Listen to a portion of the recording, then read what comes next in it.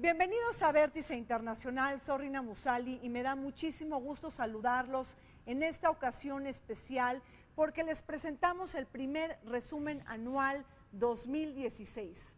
A lo largo de todo este año compartimos junto con ustedes 48 programas en donde se han destacado los desafíos a la seguridad colectiva global, la agenda de la política internacional, los retos de la gobernanza económica y del desarrollo sostenible. El día de hoy les presentamos un recuento de los cambios en la geopolítica global, la victoria de Donald Trump en Estados Unidos, la salida del Reino Unido de la Unión Europea con el llamado Brexit, el rechazo al acuerdo de paz firmado entre Juan Manuel Santos y las FARC, que estuvo negociado durante 4 años en La Habana y que hoy ya se firmó un nuevo acuerdo, así también como la crisis de refugiados y migrantes, la peor desde la Segunda Guerra Mundial. Soy Rina Musali y les pido que me acompañen.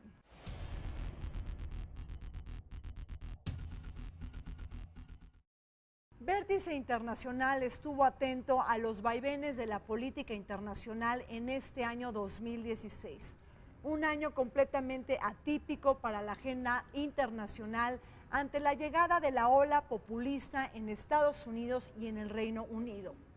Es decir, un fuerte sentimiento antisistema, el grito del proteccionismo, los signos de la desglobalización y del cierre de fronteras. Justamente fue Reino Unido aquel país que marcó la tendencia internacional y que provocó, bajo el histórico referéndum del pasado 23 de junio, que el Reino Unido terminara por salirse de la Unión Europea. Frente al quiebre del matrimonio entre el Reino Unido y la Unión Europea, no olvidemos qué va a suceder el año 2017, pues tendrán lugar elecciones claves en el viejo continente, los comicios en Francia, en Alemania y también los Países Bajos. Vienen decisiones muy importantes. Se tiene que discutir, por ejemplo, el futuro de la política nuclear del Reino Unido. Claro. Y el Jeremy Corbyn se ha declarado en favor de un desarme del Reino Unido, al que se oponen sectores del propio Partido Laborista. Y yo creo que es una situación caótica que toma al Partido Laborista en una situación muy debilitada. Esto no implica un divorcio con el Reino Unido. El Reino Unido sigue siendo una de las economías más importantes, un centro financiero, es un estado poseedor de armas nucleares, es miembro del G7, del G20, es miembro de la OTAN y un actor relevante, tal vez el más relevante, de la Alianza Transatlántica. Es una de las razones por las cuales Bruselas tiene mucho interés en mantener la mayor cercanía posible con el Reino Unido después de Brexit. Yo creo que el Brexit, la salida británica de la Unión Europea, también representa una seria amenaza a la Unión Europea como tal.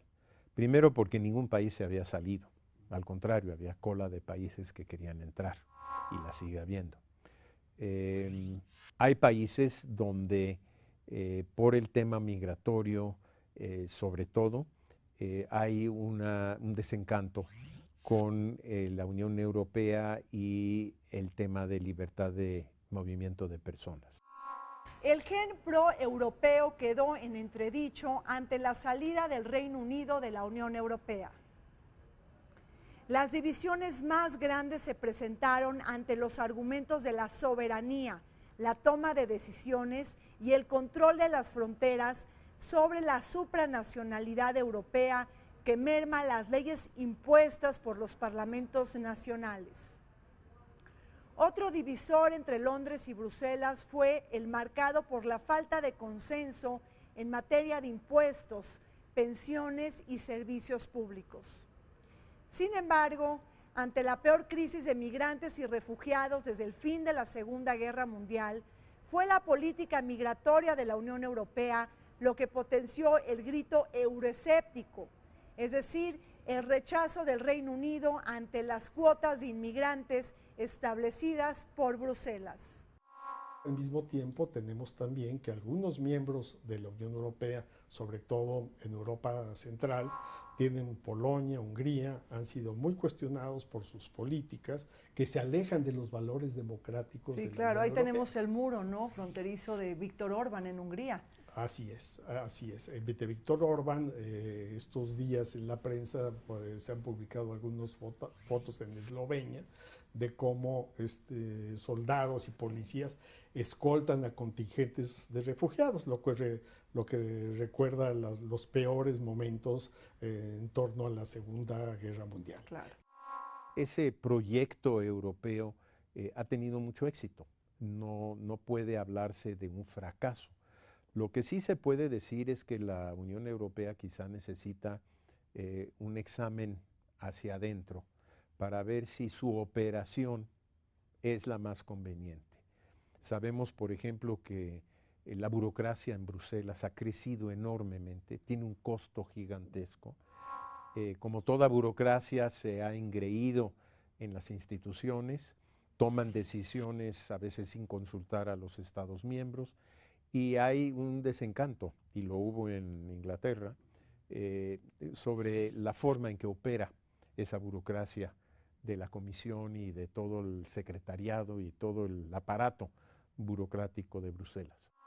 Y manejan la idea de que la Unión Europea tiene una burocracia que no es democrática porque es lejana a las sociedades, porque su gobierno, el gobierno de la Unión, no es elegido directamente por los ciudadanos. Entonces dicen que, incluso hay liberales que dicen que les iría mejor si se salieran de la Unión Europea. Pero esto no es así. Es decir, el mercado británico, la mitad de las exportaciones británicas se hacen hacia la Unión Europea.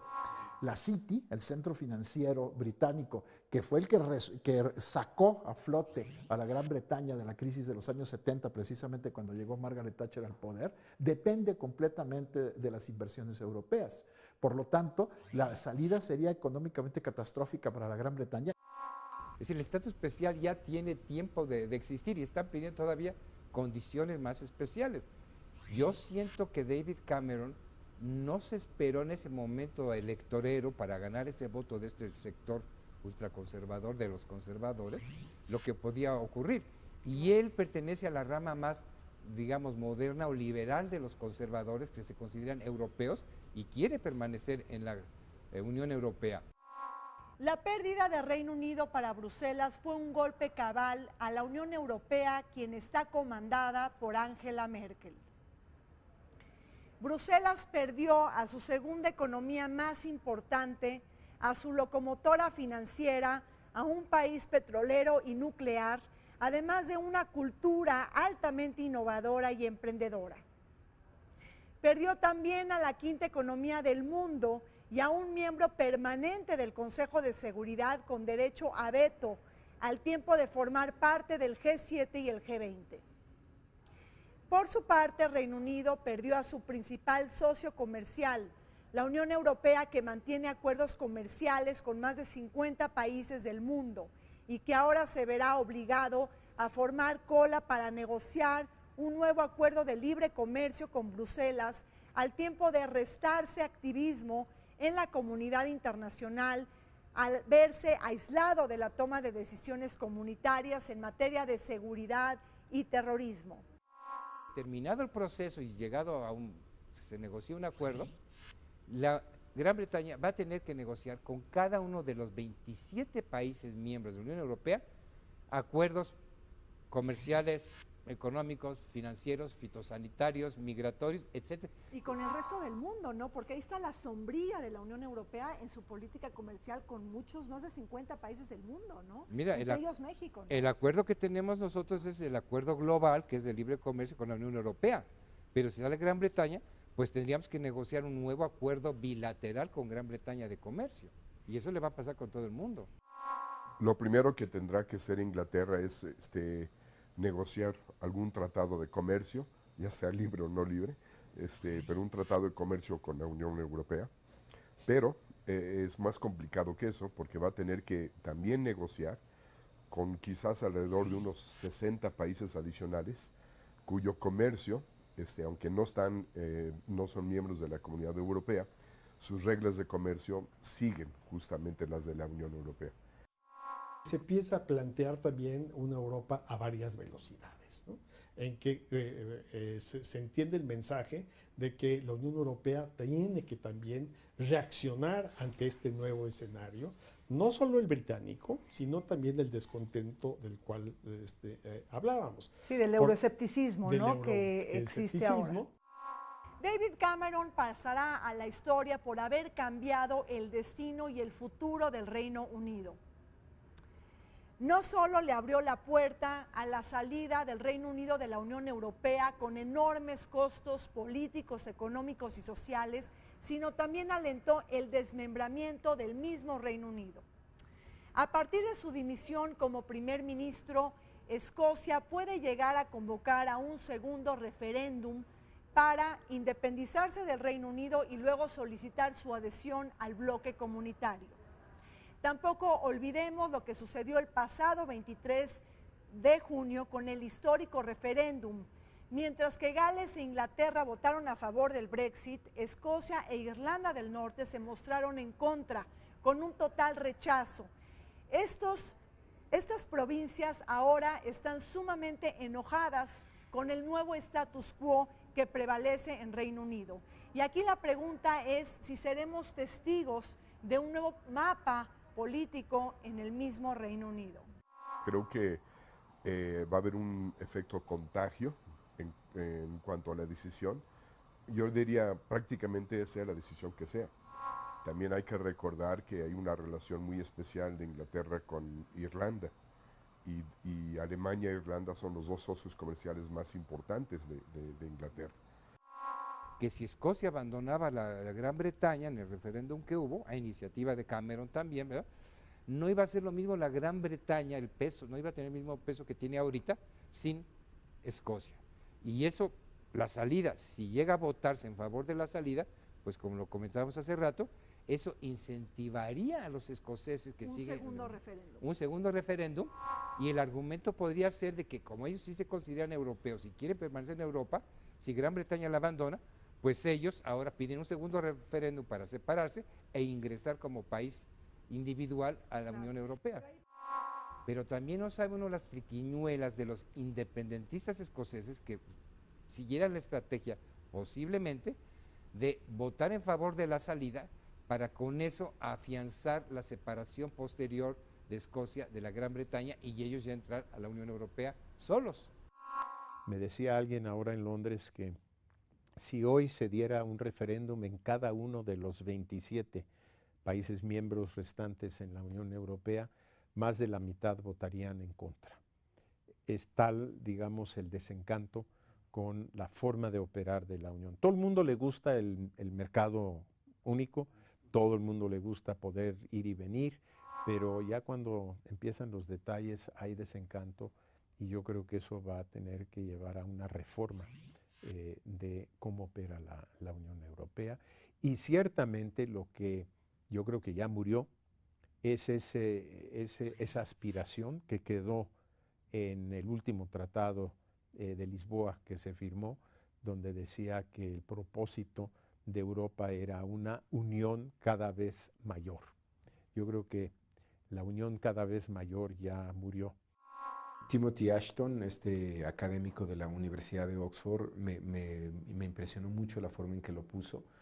Él dijo los días siguientes en un análisis, esto no es necesariamente el fin o solo el fin de la relación del Reino Unido con la Unión Europea, esto es el fin del Reino Unido.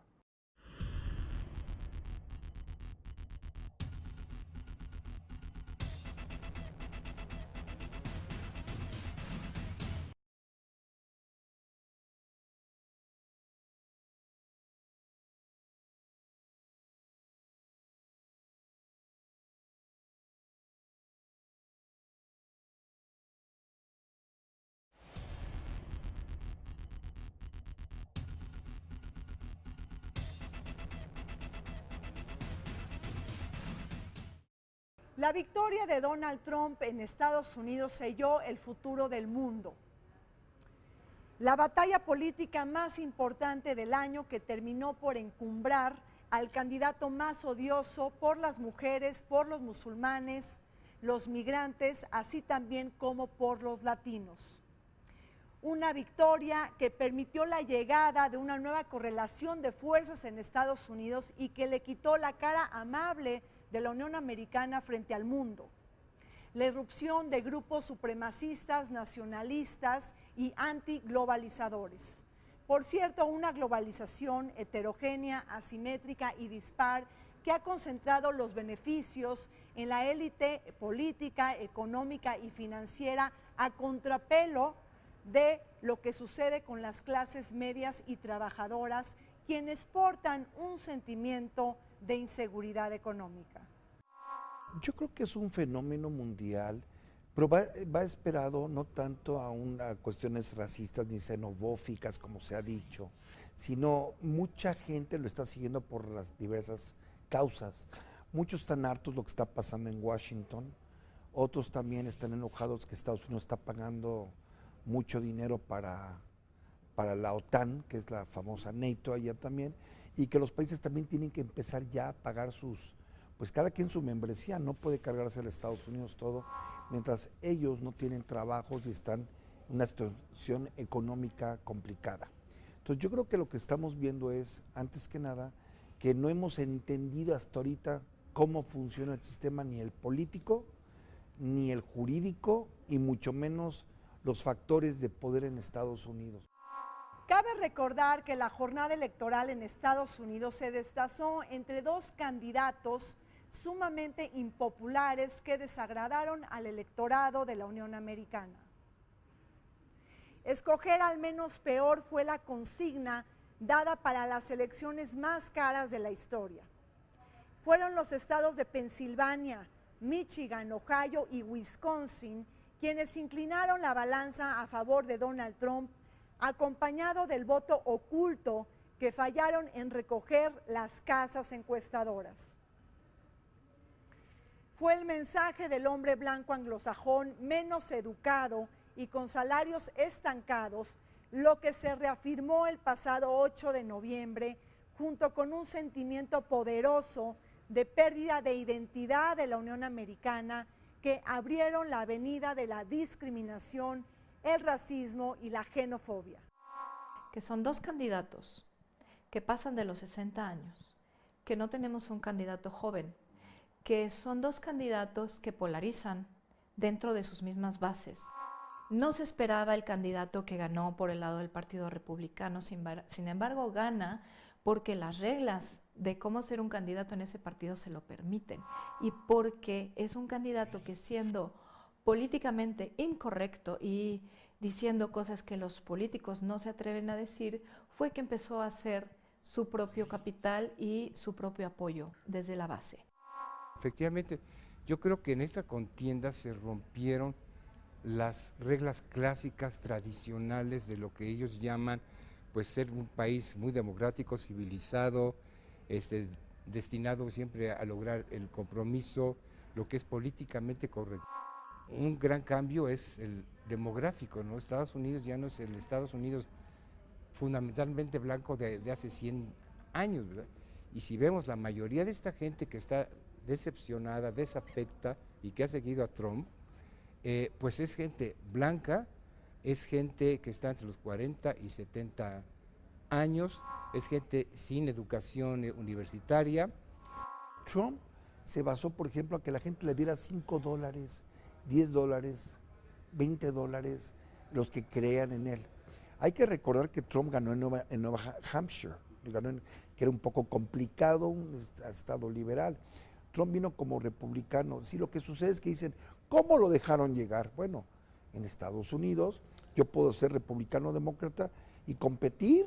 Eso no es el problema. Y si la gente me cree, y aquí pareciera que si tú estás en un partido, pero si el partido no te hace precandidato, no puedes competir. Eso es antidemocrático.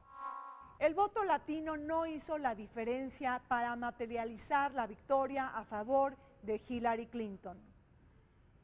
Por el contrario, fue la mexicanofobia uno de los sentimientos más poderosos de esta campaña, junto con el credo del americanismo y antiglobalización. Nunca antes en la historia de las elecciones en Estados Unidos, México había atrapado tanto la atención de los electores estadounidenses. Para Donald Trump, México es uno de los principales males que aquejan a la Unión Americana. De ahí su propuesta de construir un muro fronterizo, confiscar remesas, deportar a inmigrantes indocumentados y renegociar el NAFTA o el llamado Telecan. Precisamente veremos privilegiar el enfoque de la militarización y la securitización de la frontera en contraste con la agenda del desarrollo tan importante para México. Es una propuesta populista y de todas maneras hay ciertas partes de la frontera, y tú las conoces perfectamente, que tienen un muro, pero que no funciona. Simple y sencillamente ha sido un gasto de pronto relativamente necesario en un aspecto táctico, estratégico de seguridad nacional de Estados Unidos, pero no funciona. Yo te diría que está en proceso de organización y te diría que con todas sus limitaciones, de pronto la más organizada, digo con todas sus limitaciones, sea la mexicana, por peso específico, por número de personas, por rigurosidad de su grupo de política exterior, de sus consulados. En primer lugar, no fue tanto racista. A ver, ¿qué dijo? Los mexicanos que vienen son criminales y etcétera, etcétera. Pero a ver, no hablo de los guatemaltecos, obviamente hay mucho latinoamericano que pasa por México, también se va para allá. Eso fue contra los latinos, me queda muy claro, ¿sí?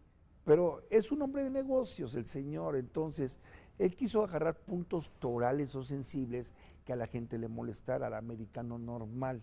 A otros los ofendió. Ahora, no pueden decir que nada más fue contra los mexicanos, contra las mujeres, contra lo que tú quieras o lo que él hizo. Pero a lo mejor el americano de calle dice, ay, él también tiene errores, él también tiene cosas, es como yo. No el típico, ¿cómo se llama? Candidato que se presenta infalible, perfecto. No existe eso, ¿no? Si la gente quiere que vote por él, eso es parte de la democracia. La victoria de Donald Trump en Estados Unidos sella el fin de la relación especial con México, así como las claves de una relación que han generado mutuos beneficios. México pierde esta partida por no haber atendido las señales de alerta, los signos del ultraconservadurismo del Tea Party, el abandono de una estrategia de cabildeo de nuestro gobierno en Washington y la falta de una estrategia de comunicación para posicionar los atributos y bondades de la diáspora mexicana en la Unión Americana. Resulta muy tarde seguirle recordando a Donald Trump que México aporta el 8% del PIB estadounidense. Yo creo que hizo bien el presidente en ver a Trump. El problema fue el timing. Y fue el timing porque eso lo había hecho después del martes, no antes. Vaya, yo puedo decirle a tu público y al señor presidente de la República, muy respetuosamente, que varios senadores republicanos mismos, yo a él se lo diré quiénes son, si lo quieren saber, se molestaron porque le subieron 3, 4 puntos al señor Trump. A ver. Y otra, el señor Trump se molestó porque dijo que lo traicionaron de lo que había pasado en los acuerdos que tuvieron el presidente y él. Aquí todos dicen, y te voy a demostrar que no, uy, ya Videgaray va a salir muy bien. No es Videgaray, no es la secretaria, es la falta de análisis correcto. Lo que se ha visto es que desde la cúpula no hay una gestión efectiva, no hay una guía de qué hacer, no hay una estrategia específica y se van dando acciones de política exterior un poco con tumbos, teniendo resultados muy negativos. Esta acción de cabildeo es una acción que debe hacer el gobierno mexicano, pero no nada más el gobierno mexicano, deben de hacerlo también los mexicanos dentro de México y fuera de México. Desde que se negoció el Tratado de Libre Comercio en la época de Salinas y de Bush, que hay que recordar fue una iniciativa de Bush y no fue iniciativa nuestra, pero sí hubo una estrategia clara en favor de aprobar el TLC, fuimos muy dinámicos y actuamos, es decir, sí hubo una política exterior. De ahí en adelante, hasta el momento, no ha vuelto a haber, México no ha tenido de nueva cuenta una política exterior clara y definida frente a Estados Unidos. Con la llegada de Donald Trump a la Casa Blanca, las relaciones entre Estados Unidos y América Latina pueden sufrir un duro revés. En el radar está, por supuesto, México, pero también Cuba con la reconciliación histórica entre Washington y La Habana, una reconciliación que también tuvo el aval del Papa Francisco. La muerte de Fidel Castro pudiera también implicar el desfalco del legado de Barack Obama en Cuba.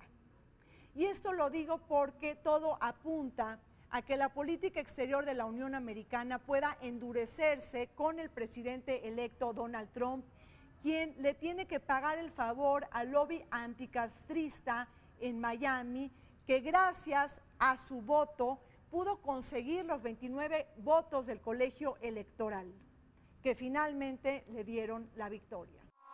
Históricamente, el cambio de partido en la Casa Blanca sacude muchos modelos de relación económica y política con Latinoamérica y con otras partes del mundo. A veces es posible sincronizar el cambio de partido en la Casa Blanca con los golpes de Estado en Sudamérica, en función del interés tan descarado que puede tener la actividad política o económica de Estados Unidos sobre un país o sobre una economía. En el caso de México no ha sido la excepción, sin que esto signifique que México no ha sido capaz de defender su soberanía política para poder tener cambios civiles programados en cumplimiento de la Constitución conforme a nuestro sistema de gobierno. Pero eso no nos ha quitado las grandes sacudidas económicas, los grandes elementos de imposición y de vulnerabilidad. Yo no creo que el regreso de los republicanos a la Casa Blanca después de 8 años de mandato demócrata vaya a ser distinto a los anteriores. La Revolución Cubana está acostumbrada a eso. Cuando gobernó el clan de los Bush fue algo muy similar. Y hay que recordar, para aquellos que se curan en salud, quien impuso el bloqueo en Cuba en 1963 fue John F. Kennedy, presidente demócrata. Quien firmó la resolución ejecutiva de la ley Helms-Burton fue Bill Clinton, presidente demócrata.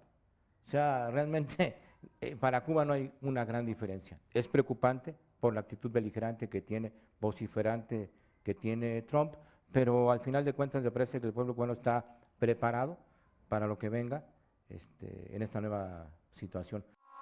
En este contexto, me parece que se plantea, a pesar del ambiente conflictivo y de incertidumbre, una posible ventana de oportunidad histórica para reescribir la relación entre México y Cuba.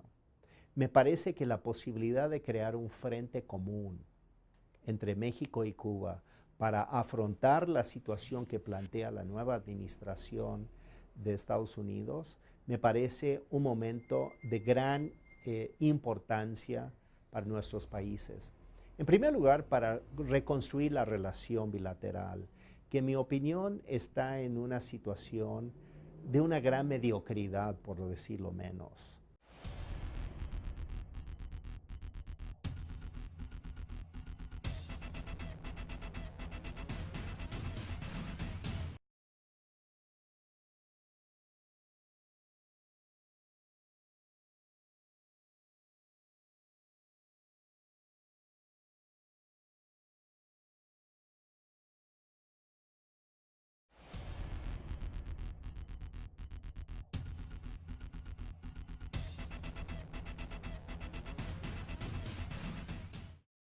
El año 2016 sorprendió al mundo con un hecho histórico que dejó perplejo a toda la comunidad internacional.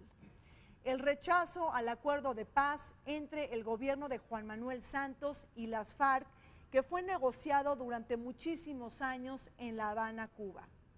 Y es que el Brexit, la victoria de Donald Trump en Estados Unidos y el rechazo a la firma de este acuerdo de paz en Colombia estuvieron tejidos por un solo hilo conductor: el profundo enojo del ciudadano frente al sistema y el status quo.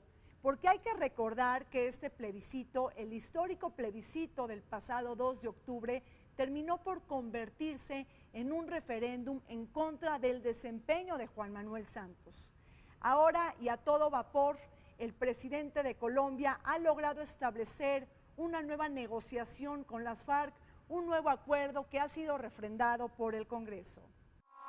En efecto, se trata de uno de los conflictos más longevos del mundo y un conflicto que se hereda de la Guerra Fría con estas reivindicaciones sobre la justicia social, el reparto de las tierras y toda esta idea de las guerrillas comunistas que a partir de los 80 empiezan también a involucrar asuntos relacionados con el narcotráfico, el uso de métodos terroristas para alcanzar sus objetivos, y ya ha llegado un momento en el cual las FARC son consideradas organizaciones terroristas por algunos países como los europeos y los de Estados Unidos, y en un contexto internacional donde se desgasta la propia lucha de las FARC y del ELN, al igual que las autodefensas, que son los grupos formados por los terratenientes en Colombia para defenderse de las FARC, también deciden entrar en un proceso de negociación y de dejada de armas. Que se cometieron atrocidades en el conflicto, sin duda. Las atrocidades las cometieron todos los actores del conflicto. Evidentemente los grupos guerrilleros, evidentemente los paramilitares, de manera muy especial, pero también las fuerzas públicas, tanto las Fuerzas Armadas como la Policía Colombiana a lo largo de estos 50 años, sí, cometieron atrocidades. Ahora, todo acuerdo de paz implica en cierta medida lo que se llama impunidad. Porque no, la paz no se hace con los amigos, se hace con los enemigos. Las justicias transicionales nunca dejan satisfecho a nadie, porque bueno, pues son momentos de reconciliación, son momentos en los que hay que acercarse, son momentos en los que hay que tener una generosidad política enorme, y de pronto pues delitos que se consideran infames pues pueden efectivamente ser tratados de una manera diferente, pero hay que recordar o hay que estudiar historia y recordar que todo periodo de pacificación requiere enormes dosis de generosidad, que la historia nos enseña que ensañarse, el caso por ejemplo de Alemania después de la Primera Guerra Mundial, de ensañarse con una parte en vez de tener una paz digamos equitativa y generosa, suele tener efectos absolutamente contrarios a los que se buscan con una digamos actitud justiciera simplona. O sea, si lo que queremos es justicia y paz, si lo que queremos es paz y justicia, permíteme alterar el orden de los productos, pues se tiene que hacer un esfuerzo enorme. Mientras que las FARC se dieron cuenta que la geopolítica global las castigó con la muerte de Hugo Chávez en Venezuela y la crisis política, económica y social, el gobierno colombiano se dio cuenta que la guerra no fue vencida. Después de haber apostado 50 años hacia la contrainsurgencia, Juan Manuel Santos invirtió todo su capital político para sellar una paz que le permita a las FARC participar en política, reintegrarse a la vida civil y reparar a las víctimas a través de un proceso de justicia transicional. Pese a este esfuerzo descomunal, Juan Manuel Santos logró hacer historia para sellar la paz en Colombia y aunque ganó el Premio Nobel de Paz, pudo superar los intentos fallidos de sus homólogos quienes no consiguieron la paz, como el caso de los expresidentes Belisario Betancur, Virgilio Barco, César Gaviria, Ernesto Samper, Andrés Pastrana y Álvaro Uribe.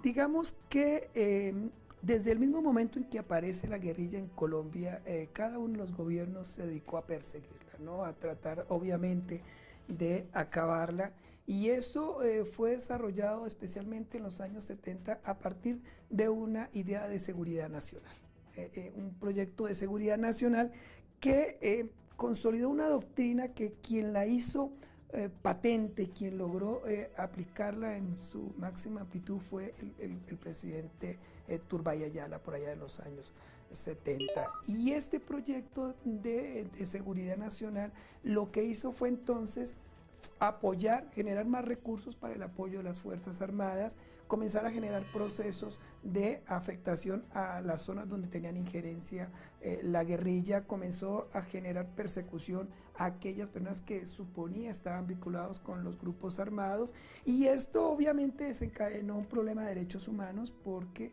precisamente fueron afectados intelectuales, militantes sindicales, estudiantes. Fue un momento difícil para el país. Sin duda, la actividad del presidente Uribe junto con Estados Unidos, apoyado fundamentalmente con el Plan Colombia, que se hereda del gobierno de Pastrana, pero que Álvaro Uribe lo lleva a su máxima expresión con la finalidad de limitar a las FARC a máximo nivel y lograr la recuperación del territorio en Colombia.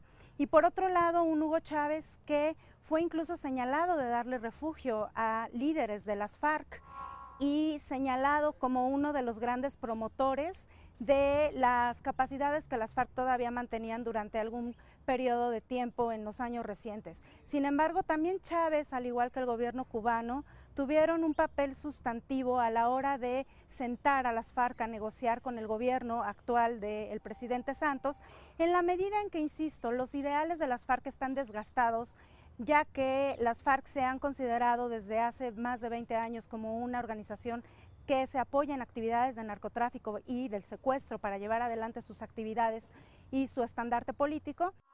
De la cual pues son señales inequívocas el abatimiento de 3 de los líderes históricos de la FARC, Raúl Reyes, Alfonso Cano y por supuesto el Mono Jojoy. Yo creo que esta presión militar que ejerció el gobierno colombiano, pues por más de 10 años contra las FARC, fue un factor decisivo para convencer a las FARC de la necesidad de procurar un acuerdo de paz. Quienes procuraban un sometimiento definitivo de las FARC por la fuerza de las armas y no por una negociación, pues que es en buena medida el caso del presidente Uribe, pues estaban equivocados. Un grupo guerrillero con 8,000 militantes, combatientes, y probablemente algunas decenas de miles de militantes no combatientes, no se puede someter únicamente por las fuerzas de las armas. Era necesaria una negociación política y ese fue el mérito, o es el mérito indudable del presidente Santos. Como punto ácido para alcanzar la paz se colocaron los temas de la justicia y los derechos humanos. Álvaro Uribe se ha encargado de recordar que los asesinatos, secuestros, homicidios, desapariciones forzadas, reclutamiento de menores de edad y violaciones a las mujeres son actos atroces que deben ser castigados por el derecho nacional e internacional y que no pueden ser perdonados con trabajo social y comunitario. Para los detractores de la paz, estos guerrilleros deben pisar la cárcel y enfrentar condenas por crímenes de lesa humanidad. Precisamente bajo esta lógica, muchos votantes colombianos eclipsaron el acuerdo de paz, bajo la consigna de que la paz era posible, pero de otra manera. Los temas planteados buscan precisamente llegar a acuerdos en elementos que siempre han sido problemáticos. Uno de ellos tiene que ver con la reforma agraria, en donde obviamente para el sector de la insurgencia es claro que debe haber una reforma agraria más proclive a los intereses de los campesinos, que se le quite el poder a las multinacionales de su presencia en estos contextos.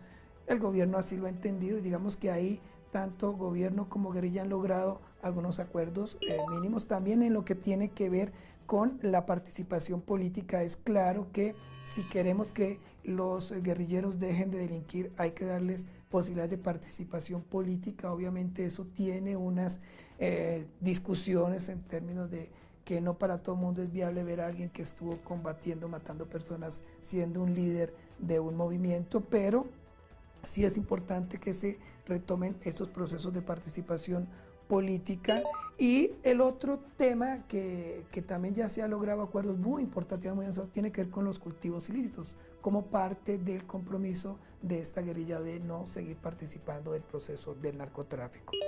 Toda esta negociación llevó casi 2 años y fue muy interesante porque incluso miembros de las víctimas estuvieron presentes en el diálogo y esto sensibilizó enormemente a la guerrilla y a las personas que estaban en la negociación, y también es interesante ver cómo las víctimas de alguna manera estuvieron muy abiertas al desarrollo de una justicia transicional. Sin embargo, para hacer posible la paz, necesariamente se tienen que hacer algunas concesiones, porque de otra manera aquellos que estuvieron involucrados en un conflicto difícilmente van a dejar las armas. Y en ocasiones, como ellos también, digamos, mencionan, pues se encontraban en una situación de un conflicto armado y no es exactamente lo mismo. Digamos, no puedes juzgar en los mismos términos a uno y a otro.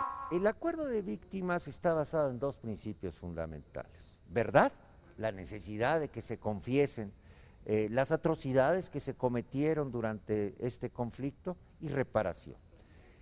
Ahora, el tema que no solo es el señor Vivanco de Human Rights Watch, sino también es el propio presidente Uribe, como campeón del no, quien lo está diciendo, bueno, es una impunidad.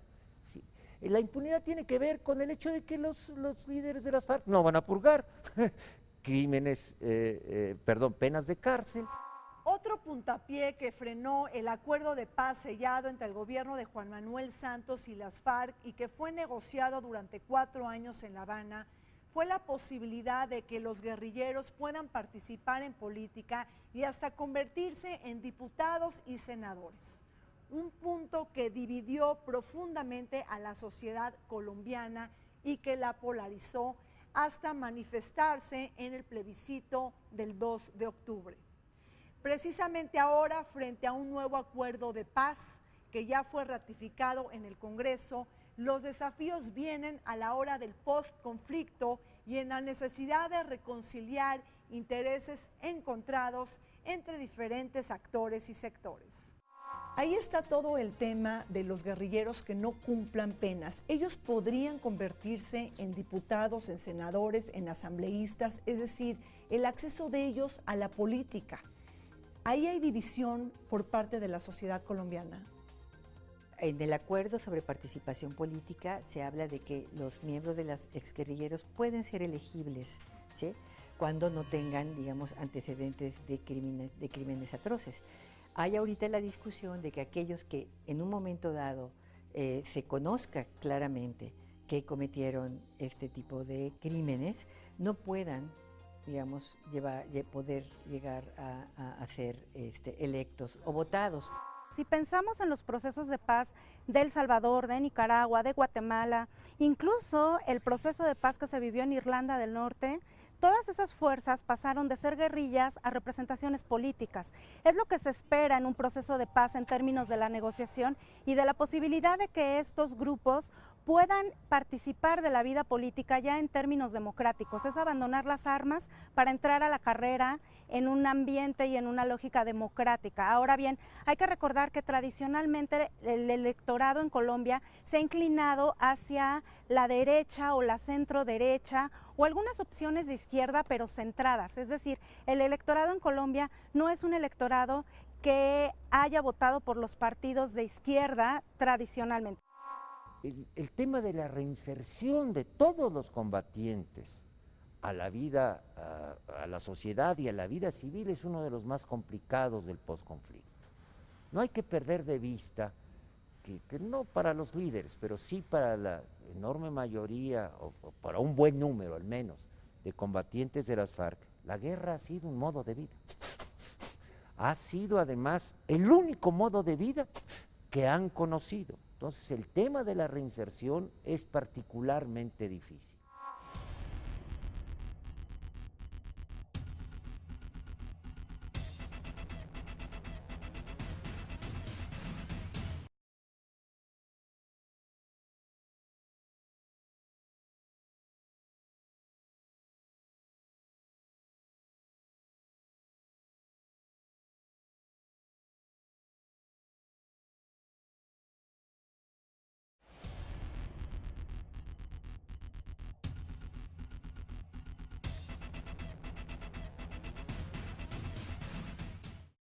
La peor crisis de refugiados y de migrantes desde el fin de la Segunda Guerra Mundial ha galopado frente a una globalización heterogénea y dispar que ha concentrado los beneficios en pocas manos, pero que también ha socializado las pérdidas para las mayorías.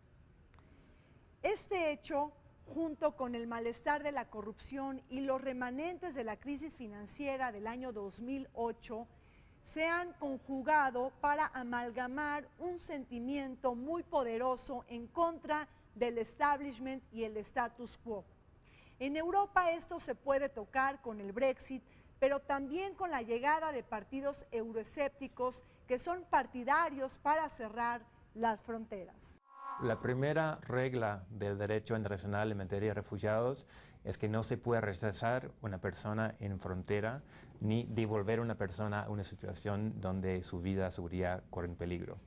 Entonces, si una barrera va a inhibir la entrada de refugiados que buscan protección y seguridad, pues es contrario al derecho internacional. Entonces el ACNUR lo ha dicho claramente. En el contexto europeo, el ACNUR ha manifestado su decepción frente a la lentitud de una respuesta coordinada, porque en este caso claramente se requiere coordinación entre los países para evitar el tipo de situaciones caóticas que hemos visto. Solamente de Siria han salido más de 2 millones de personas, bastante más que 2 millones de personas. Tenemos los problemas del norte de África, tenemos los problemas en ciertos países como Etiopía, que ha sufrido de desastres naturales, de sequía, sobre todo, de cambio climático, que ha obligado a que quieran migrar hacia Europa. Son desplazamientos forzosos. Son desplazamientos forzosos por razones diversas. El clima tiene mucho que ver en ello. Una posibilidad es hablar de múltiples crisis.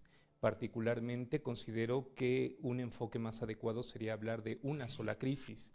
Es una crisis bastante especial y me atrevo a llamarle crisis civilizatoria. En realidad hay una crisis sistémica de nuestra civilización y creo que esto deriva en buena medida del nivel de complejidad que ha alcanzado nuestra civilización en su desarrollo, sobre todo en las últimas décadas, porque podemos identificar crisis por separado. Por ejemplo, podemos hablar de la crisis migratoria en Europa, podemos hablar de la crisis alimentaria en el Cuerno de África, o podemos hablar de la crisis climática con manifestaciones específicas en distintos lugares, como puede ser las olas de calor en la India, los incendios forestales en Canadá y Rusia, la sequía en Estados Unidos. Pero un análisis más a fondo revelaría que todas estas crisis están conectadas. De tal forma que en lugar de plantear un escenario de múltiples crisis coincidiendo en el tiempo, podría ayudarnos un diagnóstico que trate de comprender el funcionamiento conjunto de la civilización y las raíces profundas que están generando estas crisis simultáneas. Y creo que tiene que ver precisamente con un exceso de complejidad civilizatoria que no ha respetado límites objetivos al crecimiento. A lo largo de este año 2016, Vértice Internacional estuvo atento a la crisis de migrantes y refugiados en el mundo. Con cifras récord en el tema por la guerra en Siria, que ha desquiciado las fronteras de países vecinos y alzado un sentimiento de miedo e inseguridad al interior de las fronteras europeas, se suman otros conflictos como el de Afganistán, Irak, Somalia, Nigeria, Sudán del Sur y la República Democrática del Congo, entre otros. Todos estos conflictos siguen vivos y producen desplazamientos masivos todos los días. Según la ACNUR, al término del año 2015, había 65.3 millones de personas desplazadas en todo el mundo a consecuencia de los conflictos, la persecución y la violencia generalizada. De ahí la importancia de formular una respuesta internacional compartida con el Pacto Mundial para la Migración segura, ordenada y regular. Frente a ese panorama es muy importante entonces la solidaridad entre los estados, entre las sociedades, movilizar recursos y asegurar que hay respuesta adecuada a estas personas, evitar, por ejemplo, la xenofobia. Ante esto, los diferentes gobiernos, bueno, pues economías más ricas del planeta, los que pretenden ser los gobiernos democráticos que inspiran y que liderean al planeta, pues tienen un reto enorme, hacer realidad lo que han pregonado todo el tiempo y tiene que ver con políticas de inclusión, de solidaridad, pero enfrentan un dilema. Y el dilema tiene que ver con que esta llegada masiva de personas que no son migrantes, son refugiados que buscan justamente salvar sus vidas de una situación de violencia extrema. El sentimiento de inseguridad y de incertidumbre que ha traído consigo el proceso de la globalización ha hecho resonar el mensaje de que los inmigrantes son una amenaza para la estabilidad. Una de las narrativas que tendrá que revertirse con toda firmeza por parte de Antonio Guterres, el nuevo secretario general de Naciones Unidas, quien también tendrá que trabajar para solventar las fallas de la gobernanza financiera global, junto con la riqueza oculta de las naciones y el flagelo de los refugios fiscales. No olvidemos el mensaje contundente que nos dejó este año los Panama Papers, la filtración de documentos más grande de la historia, la cual reveló la cultura del secretismo y la evasión tributaria de políticos, empresarios, deportistas y celebridades.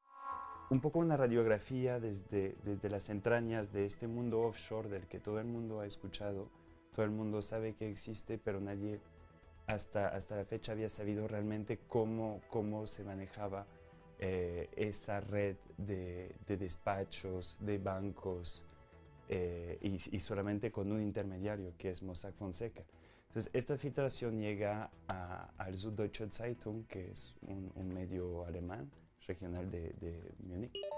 Ante la amplitud de la información, que son 2.6 terabytes de información, que es muy difícil de imaginar, pero es muchísima información, son más de 11 millones de documentos, y cada documento casi puede llevar a una historia. Entonces, realmente es una cantidad de información impresionante. Entonces, ante la amplitud de esta información, el Süddeutsche Zeitung lo que hace es que se acerca con el Consorcio Internacional de Periodistas de Investigación, que es el ICIJ en inglés, que a su vez arma una red de colaboradores globales con más de 100 medios en el mundo para revisar esta información, porque es una base de datos muy compleja, muy técnica. Son instrumentos legales y tal vez esa es la parte más compleja de explicar. La ley británica los reconoce y la ley internacional reconoce la existencia de los paraísos fiscales. Las grandes corporaciones, por ejemplo, norteamericanas, Apple, IBM, utilizan los paraísos fiscales para hacer sus inversiones, y también empresas que, aunque las llamamos fantasmas, ¿no? Pues son empresas que están legalmente constituidas y cumplen una función dentro del aparato financiero internacional y de la parte comercial. Esta filtración de documentos, por cierto, la más grande de la historia, pone al centro los huecos o bien las fallas en la gobernanza financiera internacional. Los gobiernos no podían acceder a información de lo que pasaba en otros países si no hacían una solicitud expresa del país de origen al país de destino de las inversiones, y eso tomaba mucho tiempo. Y lo que se ha venido acordando apenas hace unos meses es que haya un mecanismo de cooperación en tiempo real. A través de la OCDE, ¿verdad? ¿Y del G20? Bueno, a través de un mecanismo nuevo que han impulsado tanto la OCDE como el G20 para que se pueda compartir información de manera automatizada. ¿Cuál es el problema? El de tantos otros compromisos internacionales. Se alcanza en la cumbre el compromiso, pero la implementación todavía puede tomar varios años. Otro de los sentimientos más poderosos antisistema que tuvieron lugar este año 2016 estuvieron relacionados con la pandemia y la patología de la corrupción. Y es que la comunidad internacional mira con demasiada preocupación lo que está sucediendo en México, en Brasil, en Argentina, en Bolivia, en Chile, en Guatemala y El Salvador, entre muchas otras naciones. En ese sentido, Vértice Internacional puso su mirada en la Conferencia Internacional Anticorrupción que tuvo lugar en Panamá. También estuvimos atentos de los éxitos de la CICIG en Guatemala, que es la Comisión Internacional contra la Impunidad, y el proceso de impeachment de Dilma Rousseff en Brasil. Recordemos al juez Sergio Moro, quien investiga el mayor esquema de corrupción público y privado en la historia brasileña, en la que posiblemente pudiera estar implicado el expresidente Lula da Silva. Y creo que de los casos de Guatemala, de Honduras, de El Salvador, que son quienes han tenido estas comisiones independientes para el combate a la corrupción y la impunidad, también tenemos que aprender mucho, pero para meterlo dentro de nuestro marco jurídico e institucional. Creo que uno de los de los grandes dilemas para México es que si seguimos haciendo justicia por outsourcing, lo que nos vamos a dar cuenta es que no cambió nuestro sistema judicial. Y el problema de la justicia por outsourcing es que se puede concentrar en los grandes casos, pero no le va a cambiar la vida cotidiana a las personas en Nayarit, en Colima, en Zacatecas, en Yucatán, porque se va a concentrar en los casos más vistosos, ¿no? El presidente, la ex vicepresidenta, el presidente de El Salvador. Entonces tenemos que encontrar un balance en este tema, aprender todo lo posible de estas experiencias, traer lo mejor que tengan a nuestro sistema, pero al mismo tiempo creo que tenemos que ser capaces de entender que la justicia no es solo para los casos espectaculares, que mientras no funcione el Ministerio Público para ti, para mí, para el camarógrafo, para quienes estamos en este espacio, en esta comunidad, pues a lo mejor pueden librar los grandes casos, pero nuestra vida va a seguir siendo la misma. La crisis de Ayotzinapa lo que nos demostró es que la corrupción mata. No es el funcionario de uña larga que agarra el dinero del presupuesto y con unas empresas fantasma desvía una lanita para tener su casa de playa. La corrupción pone en riesgo nuestra seguridad. La corrupción nos hace vivir con más miedo. La corrupción pone en peligro a nuestras familias. Eso es lo que nos deja los 43 desaparecidos de Ayotzinapa. Ahí no es que el presidente municipal de Iguala fuera una pieza útil del crimen organizado. Ahí el sistema político en Guerrero, en la presidencia municipal de Iguala, era el crimen organizado. O sea, no había una frontera ya entre el líder político y el líder criminal, eran la misma persona. Entonces, eso pues nos lleva a una crisis nacional. Y luego con la Casa Blanca, pues lo que vimos es que temas de tráfico de influencias y conflicto de interés, pues llevan hasta la cúspide del poder político en México. Llegamos al fin de Vértice Internacional. Muchísimas gracias por su atención y compañía en este programa que les trajo un recuento de lo sucedido en la geopolítica global en este 2016. Soy Rina Musali y les recuerdo que este programa se transmite todos los martes a las 9 de la noche y en repetición los sábados a las 19 horas. Vértice Internacional, un programa para todos aquellos que les gusta vivir sin fronteras.